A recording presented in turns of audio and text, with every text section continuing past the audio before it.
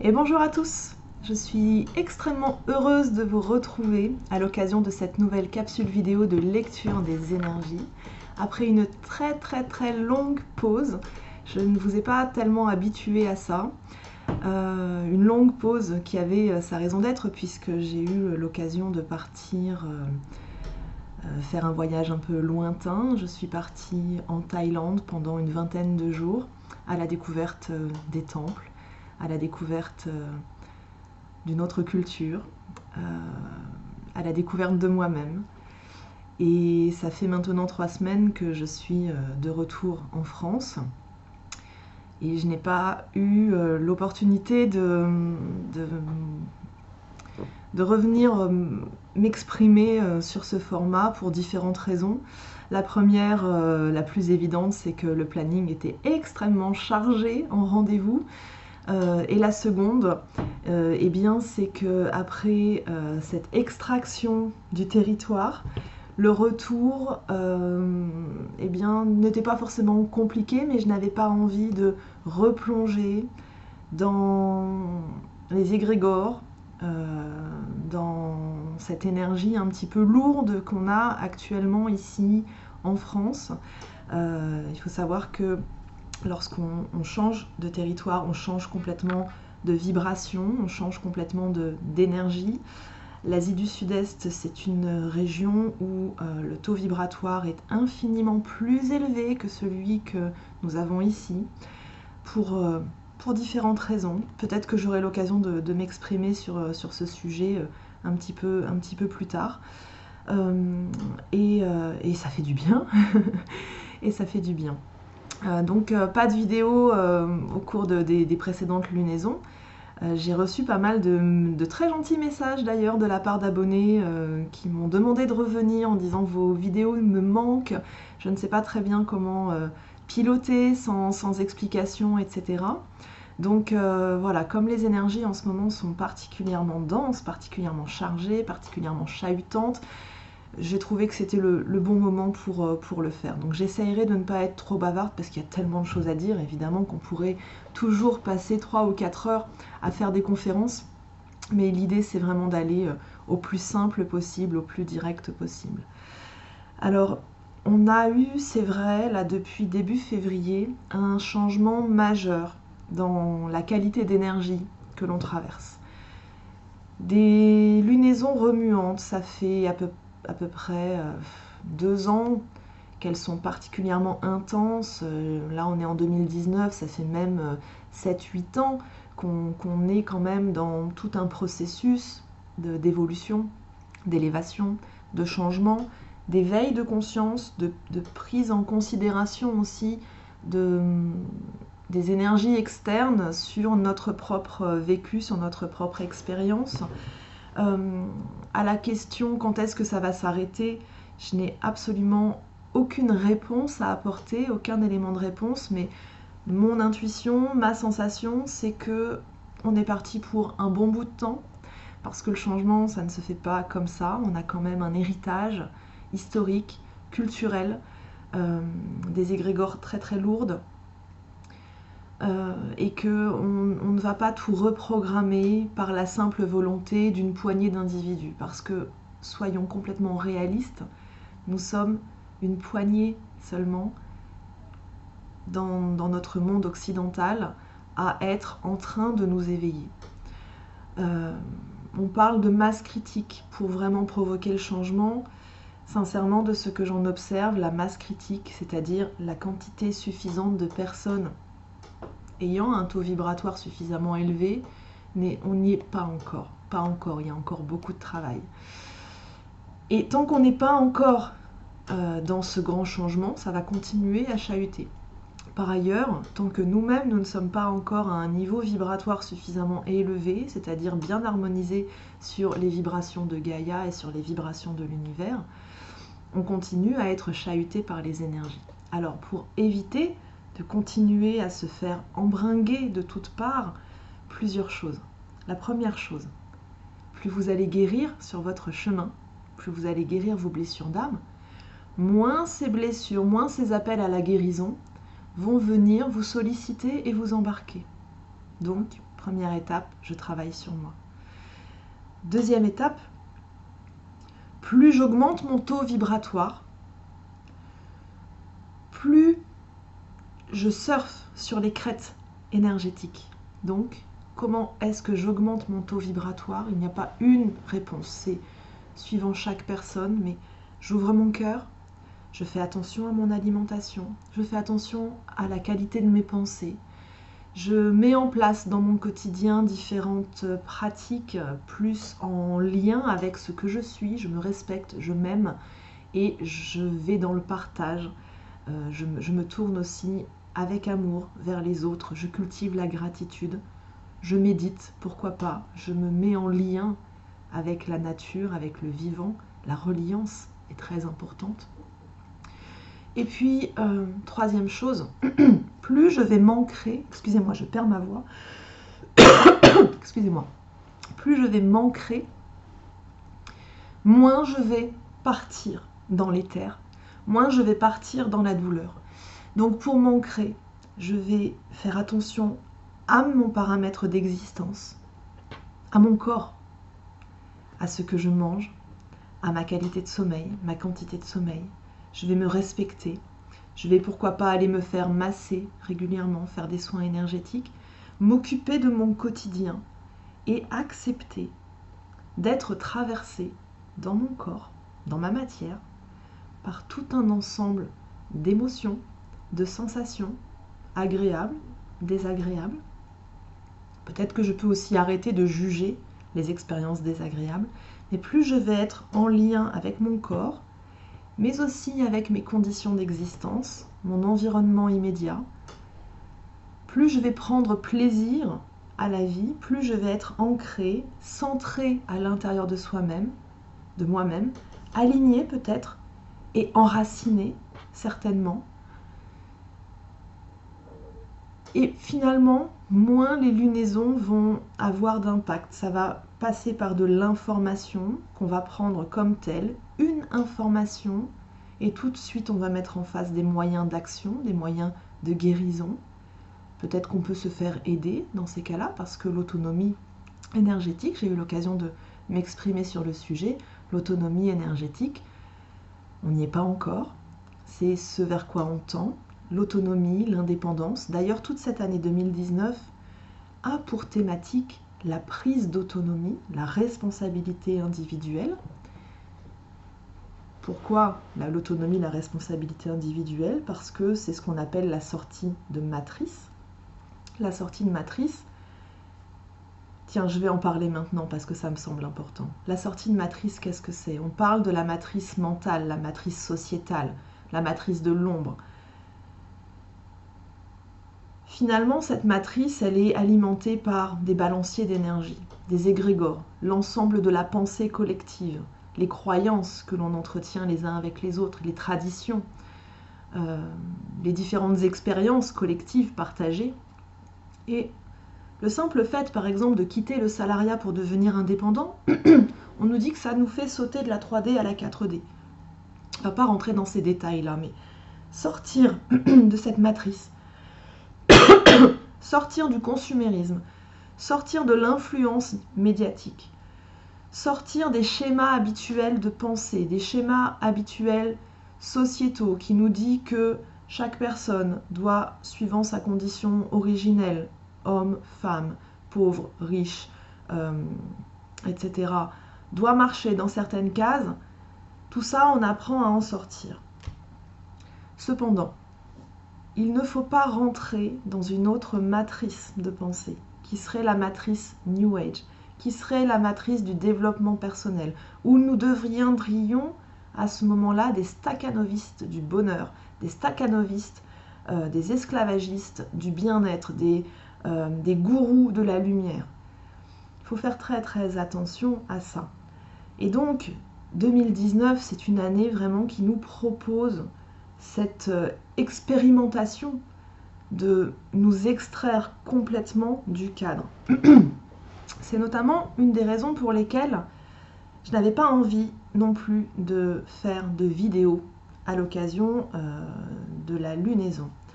Pourquoi? Parce que je me suis rendu compte en Thaïlande que les énergies sont très différentes. Certes, ce n'est pas mon premier voyage lointain, ce n'est pas mon premier voyage à l'étranger, mais là, c'est la première fois que j'ai été confrontée à quelque chose de totalement différent. À mettre en balance, ça n'avait vraiment rien à voir. Je me suis retrouvée sur un territoire où l'énergie est tellement fluide. Un territoire où les gens prient, méditent. Il y a des hôtels un petit peu partout, donc tout est nettoyé. Je n'ai pas croisé de spectre en Thaïlande, je n'ai pas croisé d'énergie, voilà, j'ai pas été embarquée. Au niveau des égrégores en Thaïlande, on n'a pas du tout la lourdeur que l'on a ici. Donc finalement, on se retrouve dans un pays où d'un point de vue énergétique, c'est assez fluide. La nature est extrêmement abondante, donc on n'a pas d'énergie de manque. Tout se fait très simplement, les gens sont très ouverts, ont très à cœur d'être dans le partage, de rendre service, etc. Et puis moi je me retrouve individuellement dans un contexte de voyage organisé. Donc je ne suis pas partie en sac à dos, c'était un voyage organisé, complètement porté. On n'a pas à réfléchir à faire à manger, à quel endroit on va, tout est un petit peu prévu. Donc ça fait du bien de se laisser porter un petit peu. Et là finalement, on est en lutte contre rien du tout, presque rien, parce que bien sûr on se retrouve quand même avec des individus qu'on n'a pas forcément choisis dans ce cadre-là. Et malgré tout, les conflits sont toujours là. Et on est en train de se... Et je me suis rendu compte, j'ai dit, mais attends, là, il n'y a rien qui frotte autour, et pour toi, ça frotte quand même, donc en fait, tu es en train de te combattre toi-même. Et il se trouve que de là-bas, j'avais pas internet, j'avais aucun moyen de savoir où est-ce qu'on en était avec la Lune.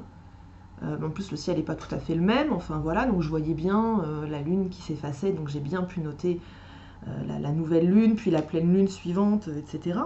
Mais finalement, j'avais pas du tout mes éphémérides, mes cahiers, mes cartes, et vraiment zéro temps pour pouvoir aller questionner là-haut. Et donc je me retrouve là-bas sans boussole. Et c'était super intéressant parce que de me retrouver sans boussole, sans personne qui explique quoi que ce soit, sans moyen d'aller questionner avec mes outils habituels, sans vraiment de temps, j'avais juste à m'appuyer sur moi-même, sur mes propres ressentis internes, et juste à accepter parce que j'avais pas le choix. Il y a des choses qui ont vraiment secoué. Alors au moment de la nouvelle lune de début février, je crois que c'était le 4 ou le 5 février, c'était super intense, quoi. Mais alors la pleine lune d'après, c'était encore pire. Et vraiment, j'avais pas du tout de possibilité de savoir comment piloter. Et je me suis dit, ah tiens, c'est un exercice super intéressant parce que finalement, t'es pas du tout en train d'aller chercher à l'extérieur des infos, t'es juste en train de vivre ton expérience, juste en train de te laisser traverser dans ta matière par des émotions, des sensations, et ça m'a permis de faire un travail en profondeur, seule, confrontée à moi-même, dans un environnement pas du tout spirituel, donc personne avec qui vraiment échanger sur ce genre de thématique, et ça m'a fait énormément grandir. Ça m'a permis de prendre une position un petit peu au-dessus. Ça peut paraître prétentieux de dire ça, mais il n'y a pas, encore une fois, quand je m'exprime comme ça, il n'y a pas de notion hiérarchique. C'est juste prendre de la hauteur pour regarder d'un petit peu plus haut ce qui se passe et vraiment, voilà, se rendre compte que les combats que l'on mène sont vraiment très intérieurs. Ça donne des pistes très intéressantes et ça permet d'aller transcender pas mal de choses. Et je me dis finalement, toutes ces vidéos qu'on trouve sur YouTube, des vidéos hebdomadaires, voire quotidiennes, avec des tirages de tarot qui finalement vont concerner peu de personnes, est-ce qu'on ne devrait pas peut-être s'extraire un petit peu de tout ça pour rentrer un peu plus en profondeur? Et bien finalement 2019, c'est à ça que ça nous amène, avec ce pendu qui est pendu par les pieds. Certainement qu'il y a eu une trahison pour qu'il se retrouve pendu par les pieds. Donc il est ligoté par son pied, il n'a pas vraiment de possibilité de mouvement. C'est un peu comme ça qu'on se retrouve face à nos égrégores de vie. Et au cours des prochaines lunaisons, nous allons avoir deux arcanes qui vont s'inviter de manière très récurrente.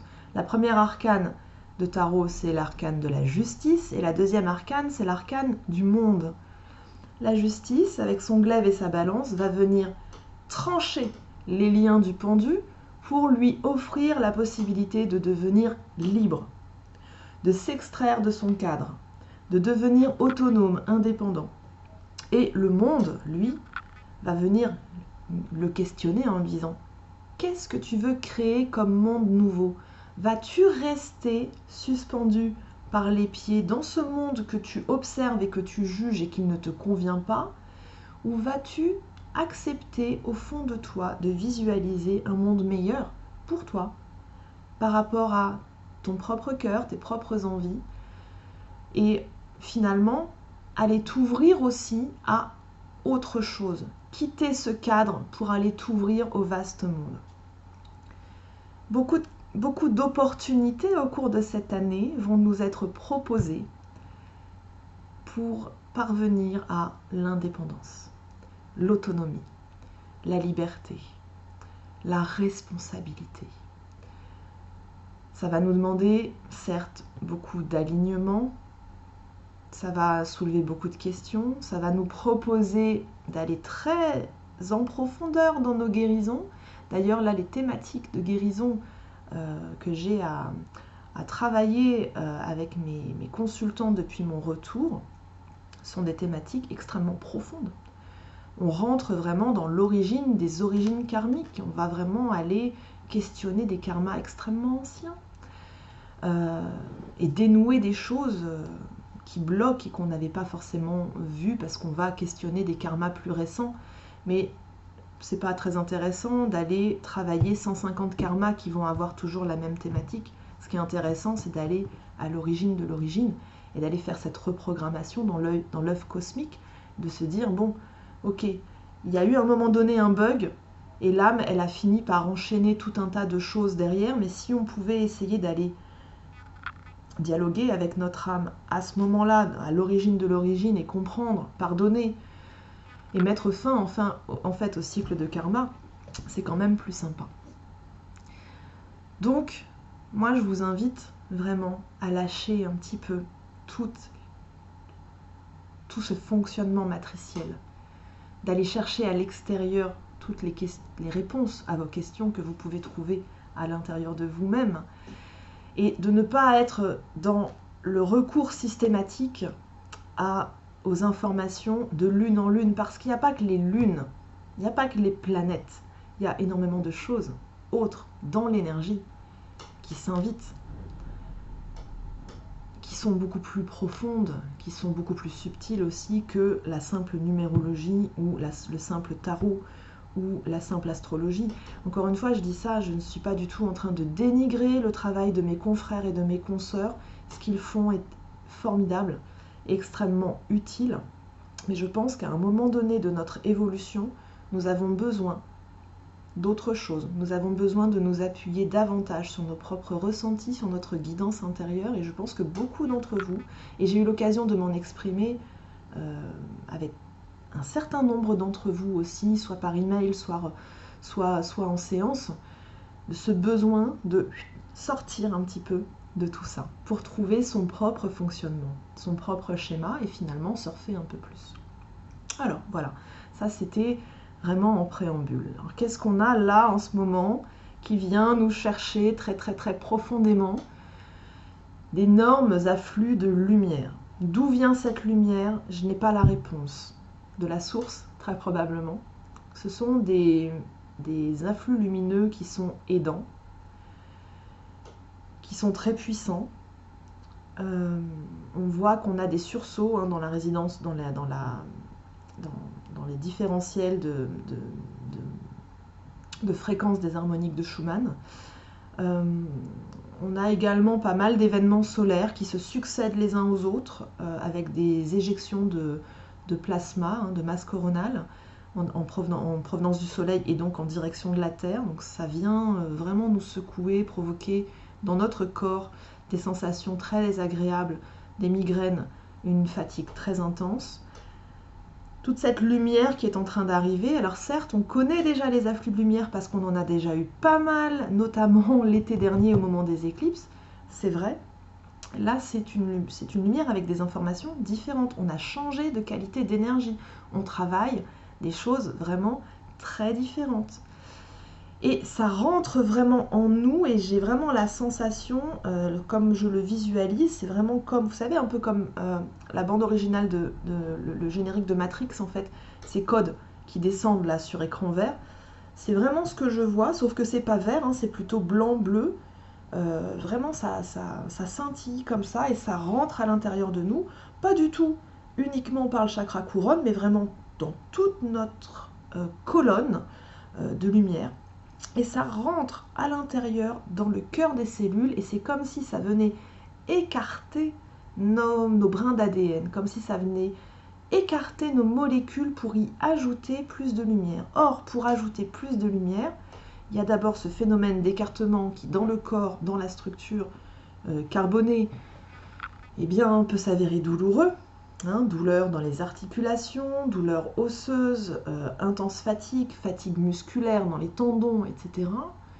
Et puis en plus, ça vient chasser un maximum de poussière.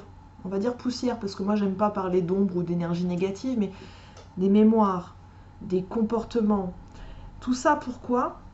Pour nous débrancher vraiment de la matrice, de cette matrice, parce que toutes les matrices ne sont pas négatives, mais de cette matrice sociétale que nous connaissons.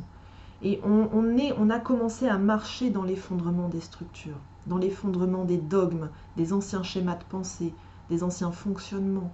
On le voit un petit peu partout dans nos sociétés occidentales, le monde est en crise.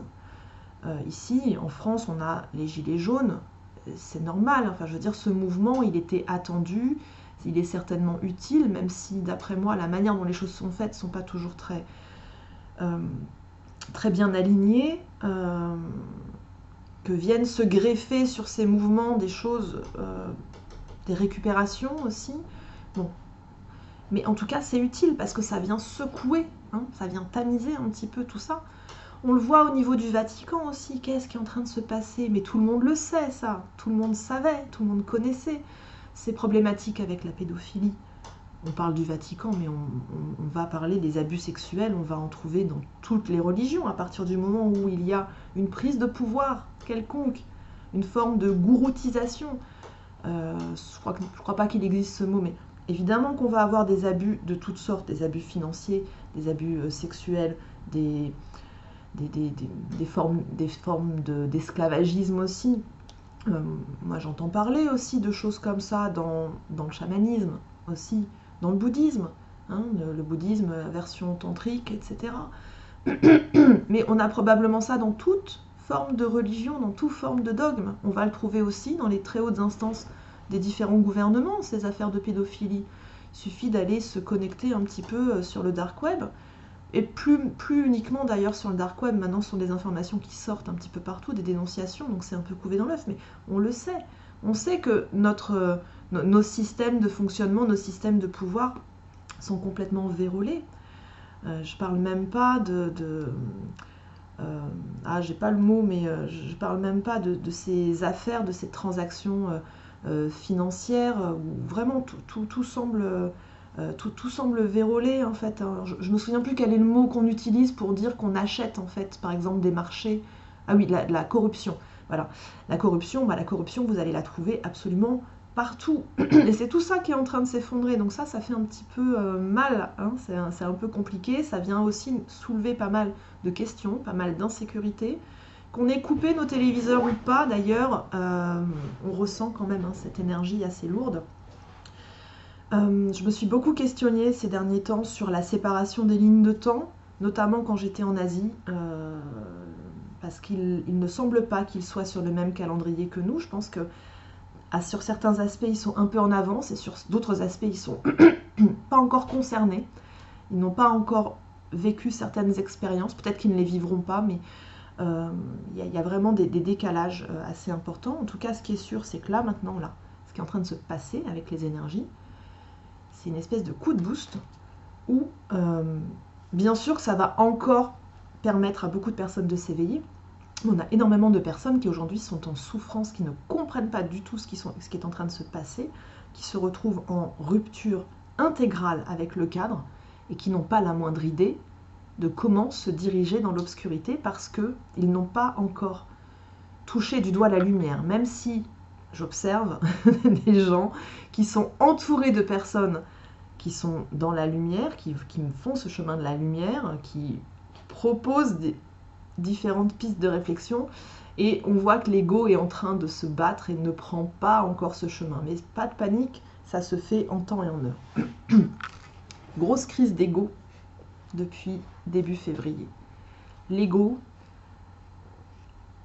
n'est pas forcément quelque chose de négatif, hein. C'est utile, ça fait partie de notre construction. L'ego égale le mental, mais le mauvais ego. Le mauvais ego, c'est là-dessus dont je voudrais parler. Ce mauvais ego, c'est celui qui est alimenté par la peur, qui est alimenté par l'insécurité, qui est alimenté par une habitude de comportement de prédation, par une habitude de comportement de compétition, qui est vraiment alimenté par des schémas tout pourris, tout pourris à la racine.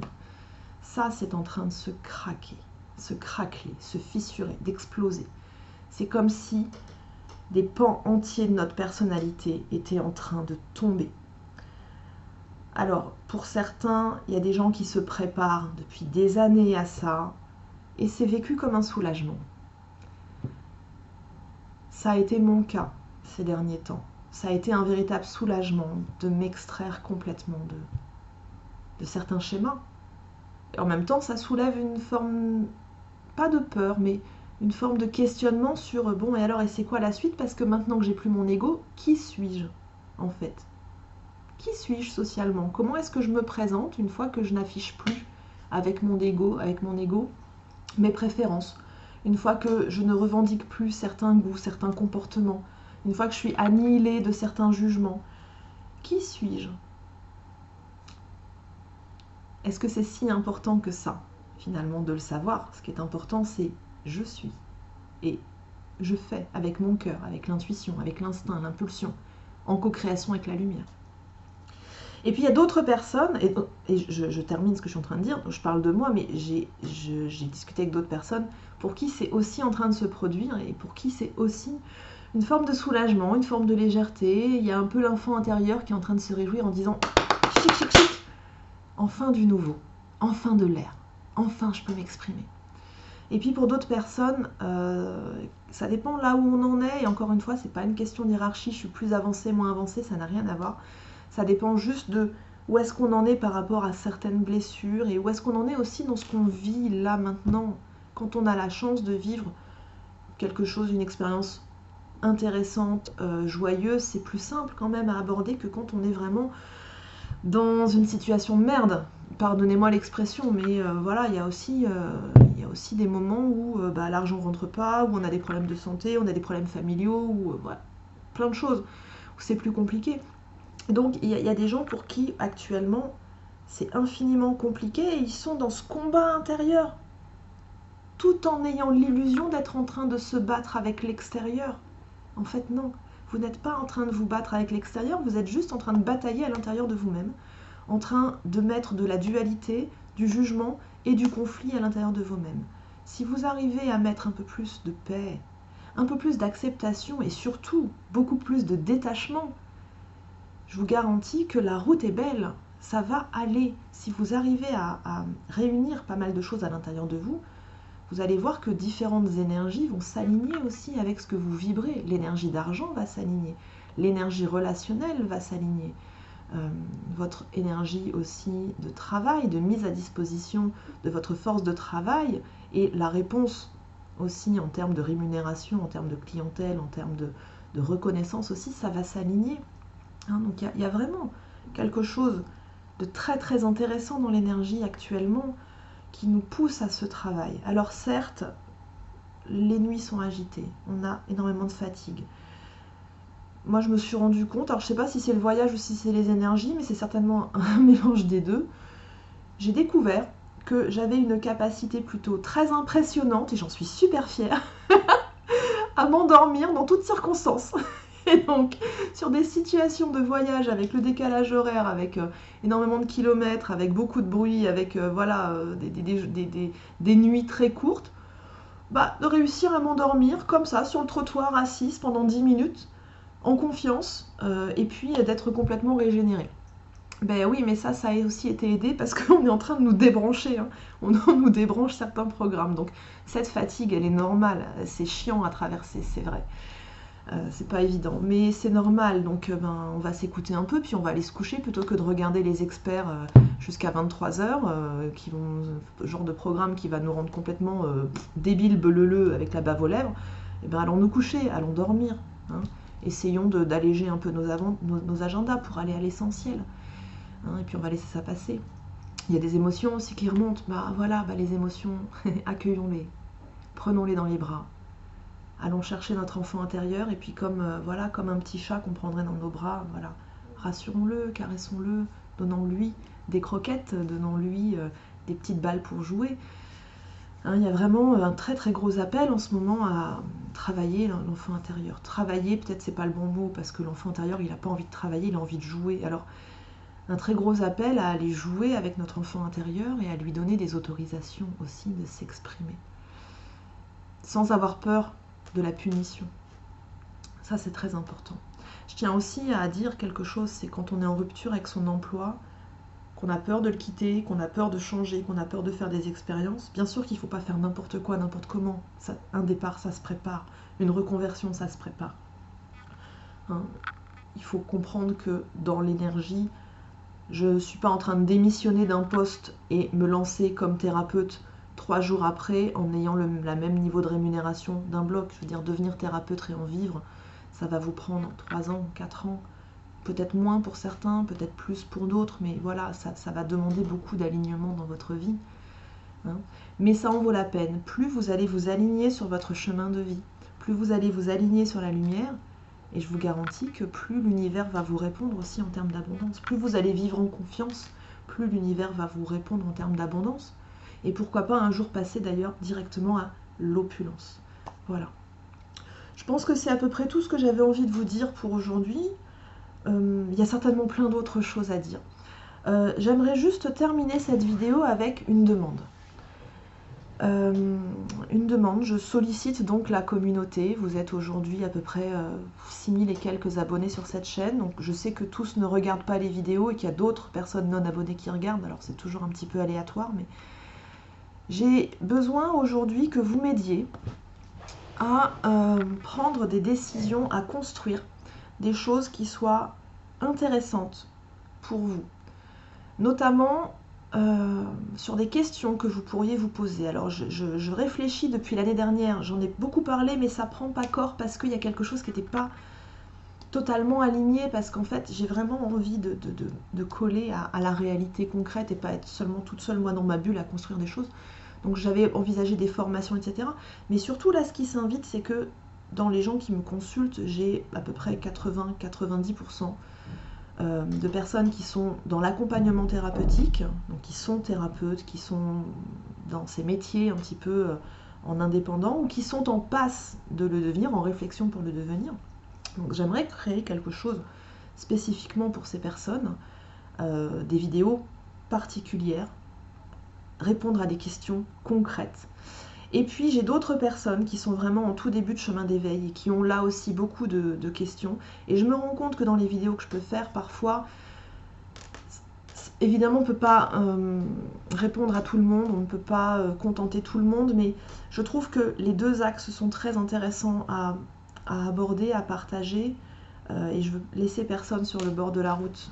Et je voudrais vraiment de votre part que vous m'envoyiez des suggestions de thématiques à aborder. Quelles sont vos questions et notamment qu'est-ce que vous aimeriez, comment est-ce que vous aimeriez aborder les choses, parce que je réfléchis pas mal à des groupes Facebook et notamment à construire des petits groupes de méditation, de méditation ou de réflexion de 5 à 10 personnes.